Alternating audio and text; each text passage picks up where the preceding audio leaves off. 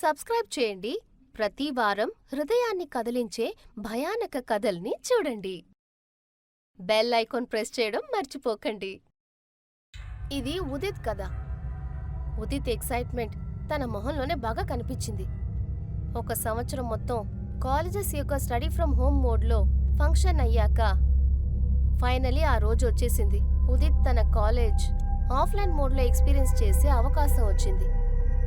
ఉదిత్కి పూణేలో ఒక కాలేజ్లో అడ్మిషన్ దొరికింది. ఢిల్లీ నుంచి పూణే ట్రావెల్ ఉదిత్కి ఎన్నో మిక్స్డ్ ఎమోషన్స్ తెచ్చాయి.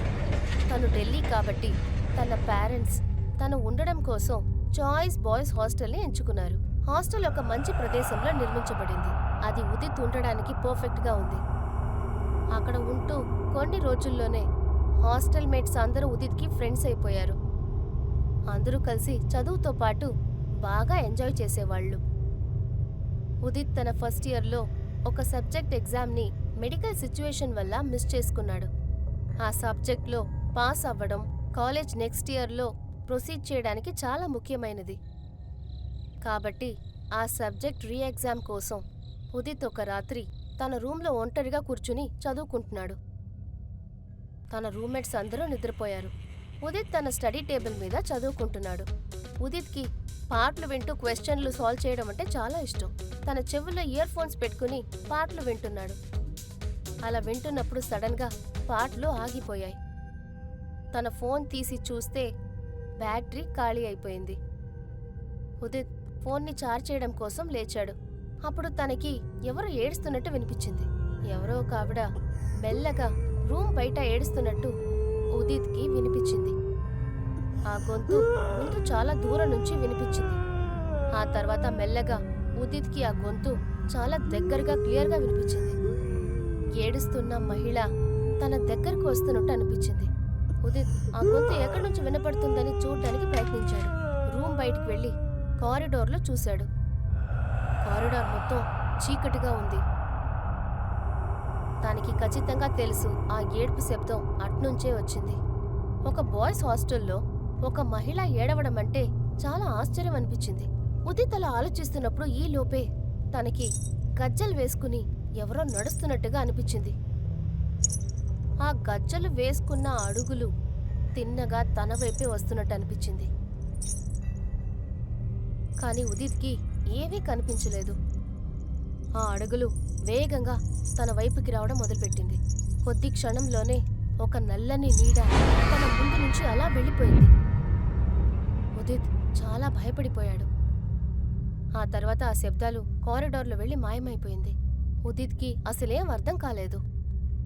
కానీ తను ఎగ్జామ్కి వేరే చదువుకోవాలి. ఫ్రెష్ అవుదామని తను వాష్రూమ్కి వెళ్ళాడు. చల్లని నీళ్లతో మొహం కడుక్కుని ఉదిత్ అద్దం ముందు తన మొహం తుడుచుకుంటున్నాడు. తుడుచుకుంటే టవల్ని తను తీయగానే తనకి అద్దంలో సరిగ్గా తన వెనకాల ఒక భయంకరమైన మహిళ ఎర్రపు రంగు చీరతో కనిపించింది. దాని చర్మం కుళ్ళిపోయి నల్లగా మారిపోయింది. దాని కళ్ళోంచి నీళ్లు వస్తున్నాయి. ఉదిత్ దాన్ని చూడగానే బిగ్గరగా అరిచాడు. తర్వాత స్పృహ తప్పి పడిపోయాడు. తన గొంతు విన్ని తన రూమ్మేట్ ధ్రువ్ లేచేశాడు. ఉదిత్ నేల మీద పడి ఉండడం చూసి తను కూడా కొంచెం భయపడ్డాడు. తను ఉదిత్ని బెడ్ మీద తీసుకువెళ్లి పడుకోబెట్టాడు. తన మొహం మీద నీళ్లు చెల్లి తన్ని లేపాడు. ఉదిత్ లేచి ఏదేదో వాగుతున్నాడు.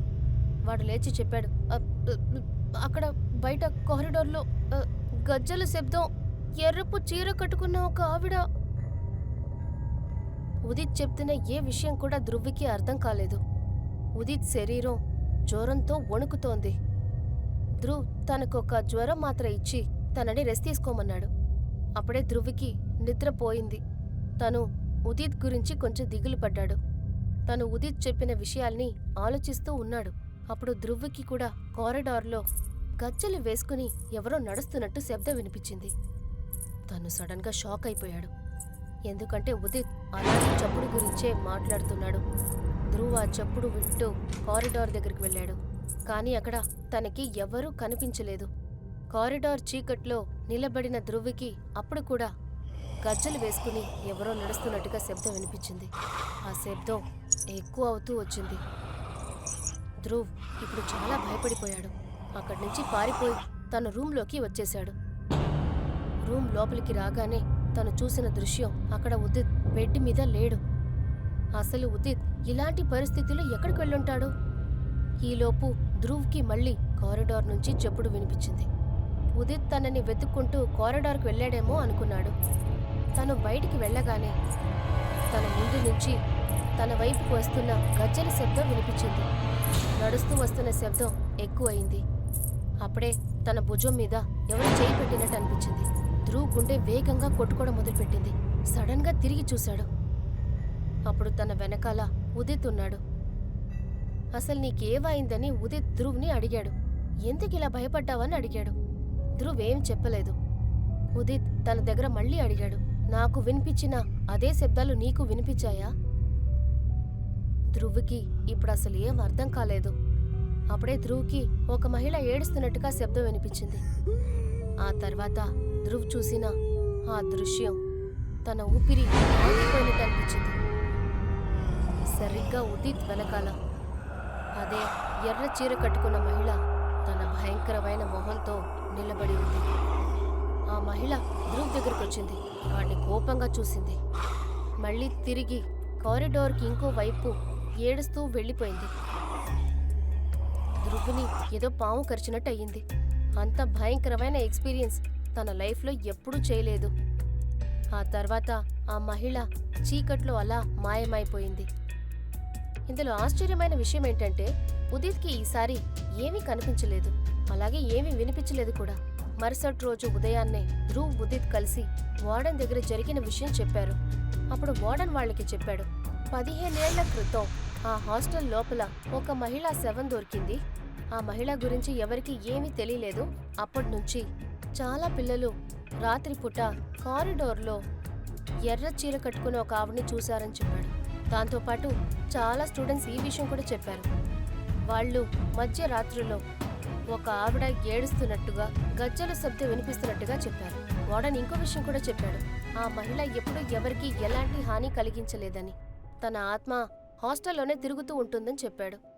అందుచేత ఇప్పుడు కూడా అక్కడున్న వాళ్ళు భయం లేకుండా ఉంటారు అని చెప్పాడు. వార్డెన్ చెప్పిన మాట విని ఉదిత్ ఇంకా ధ్రువ్ చాలా భయపడిపోయారు. ఎందుకంటే ఉదిత్ ఇంకా ధ్రువ్ చూసింది ఖచ్చితంగా ఆ మహిళ ఆత్మనే అయ్యుండాలి. ఎవరు ఒప్పుకున్నా ఒప్పుకోకపోయినా వాళ్ళిద్దరూ ఆ ఆత్మాని వాళ్ల కళ్ళారా చూశారు. తర్వాత వారంలో వాళ్ళిద్దరూ వేరే హాస్టల్కి షిఫ్ట్ అయిపోయారు. కానీ ఆ రోజు జరిగిన విషయాన్ని వాళ్ళిద్దరూ ఎప్పటికీ మర్చిపోలేరు. ఫ్రెండ్స్, మన హారర్ స్టోరీస్ ఇప్పుడు ఆడిబుల్ లో కూడా అవైలబుల్ గా ఉన్నాయి. ఇక్కడ మన స్టోరీస్ యూట్యూబ్ ఛానల్ కి రాకముందే మీరు వినొచ్చు. ఇప్పుడే ఆడిబుల్ యాప్ కి వెళ్లి మా ఆడిబుల్ షోని చెక్అవుట్ చేయండి. లింక్ డిస్క్రిప్షన్ లో ఉంది. ఒకవేళ మీకు ఈ వీడియో నచ్చినట్లయితే మా channel KM Telugu horror tales subscribe చేయడం అస్సలు మర్చిపోకండి.